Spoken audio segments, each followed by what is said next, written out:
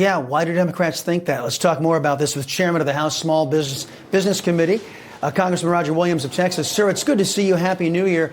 Senator Fetterman there also said that if Senate Democrats can't muster enough votes to help pass the Laken Riley Act, it would illustrate why Democrats lost the 2024 election. He's not wrong, is he?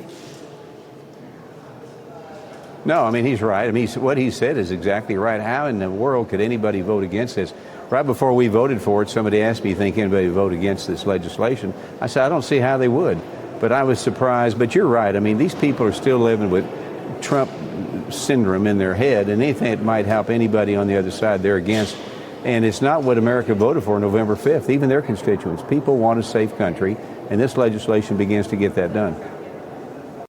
Yeah, and it's perplexing why so many Democrats want illegal alien criminals to be on our streets, to be in the United States of America. It really does boggle the mind. Congressman, you're in charge of helping small businesses in America, the backbone of employment and growth in our country.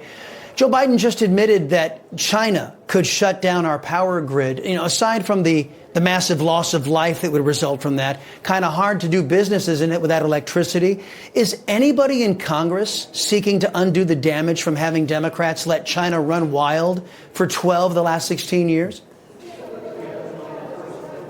Well, I think we've got a president-elect that's going to do what he can, right, with presidential orders and so forth, and doing away with some of those. And here in Congress, when it requires legislation, we're going to begin to take America back. And quite frankly, you know, small business, we worry about it all the time. Small business makes up 75% of the workforce and payroll in America.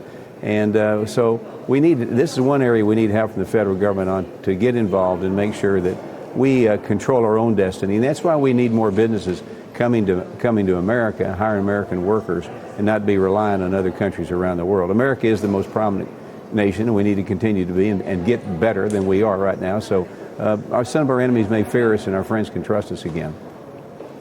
Well, Joe Biden is trying to destroy as many things as possible on his way out the door. Let's not forget that Joe Biden will go down in history as the occupier of the Oval Office who gave us the highest gas prices we've ever been forced to pay. His latest decision is to cut off energy exploration to keep gas and energy prices artificially high. It hurts every consumer, hurts small businesses. Why is Joe Biden doing this, in your opinion? To punish us? To make it harder for Trump to dig out, or both?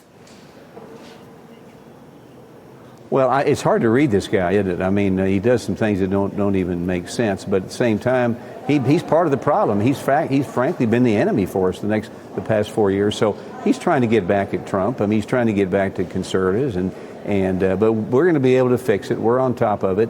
But when you ask why he's doing this, it's hard to imagine. He will go down as the worst president we've had.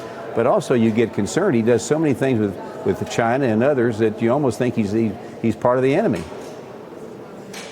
I have a hard time disagreeing with you, Congressman. Roger Williams, sir, thank you very much. Always appreciate the time you carve out for the Salcedo Show. Good to see you.